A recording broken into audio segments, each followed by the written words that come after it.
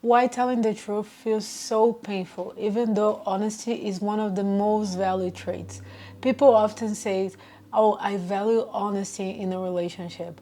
I value honesty on a friendship. But when it comes to telling everything blindly, transparently, we not always do that. We sometimes just come with an excuse, or we say what we want but kind of hidden, kind of covered up in a beautiful wrapping paper to look beautiful, or maybe to not hurt the other person. And we are so used to putting our most truth inside of this beautiful wrapping paper of excuses that we do the same for ourselves. Once, one of my friends told me that she was in a relationship with the most honest person ever, the most transparent person that would come and tell whatever thing that came into her mind without any filter. But you know what? In the end of this relationship, this person that was so transparent, that was so clear about their thoughts, basically betrayed my friend. And when we were brainstorming about how that actually happened, we came into a conclusion that this person, okay, he presented themselves as honest,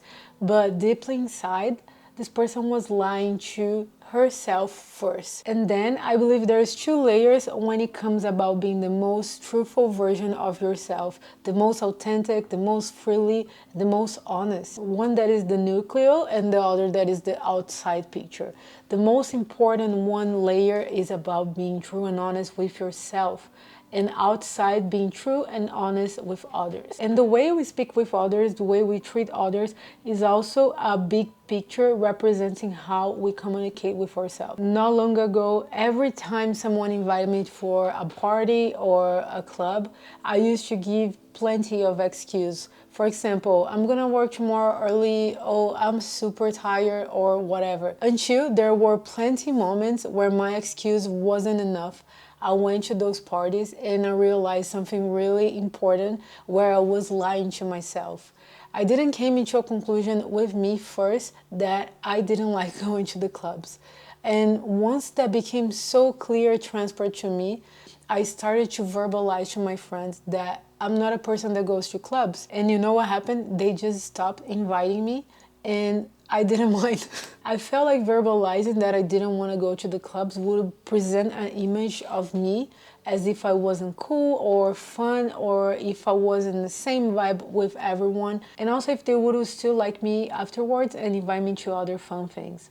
And you know what? Nothing of that changed. My friends just understood more about me at the same way that I understood more about myself. And that brought me such a comfortable place, because giving an excuse or coming with any explanation, it was so exhausting. Have you ever had that experience? Whenever you receive a message of a friend, you first feel in your body the real answer, and then you go and answer something a little bit closer to the one you felt in your body, but more wrap it around with some excuses. Why we still didn't accept as a normal thing just saying the truth sharply, without going around and just creating a whole scenario. For example, answering such as, I don't want to go, I don't feel like going today. Today is not a good day, but thank you for inviting. Lying became so normal that even research says that kids start lying at age 2. And the funny thing is that they usually lie whenever they don't want to disappoint or be looked as wrong. But if we desire to reach awareness, that is basically restore a truthful narrative about ourselves, we need to become aware first of the lies that we tell ourselves and others. And something really positive that helped by practicing more radical honesty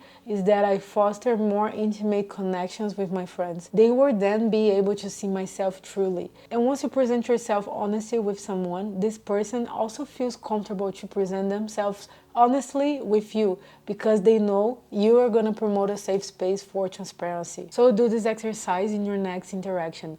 Honor your words whenever you are exchanging with friends, and be accountable for every little thing you say. Even if there's a moment where the lying part of yourself comes and jump up first, just give yourself time to take a deep breath, go around and just try to redo the little lie that you projected. And there were even moments where I was practicing to be really truthful with my words, and that little liar inside of me jumped first and just spilled something that I didn't really want to say. And when that happened, I had a deep breath, came back to myself, went there and corrected whatever was the story that I told first, and saying, hey, I'm sorry, I was nervous when I answered, but actually what I was feeling was that and that and that. And maybe you can do the same. This practice of being honest just connects you with your highest version. Because do you know what is the highest frequency possible? Is authenticity. Being your most authentic self, your most true self, will definitely bring you to live a more fulfilling and happy, peaceful life. Well, I hope this video was helpful, and if you like, please comment, subscribe, and I hope I can see you in the next video.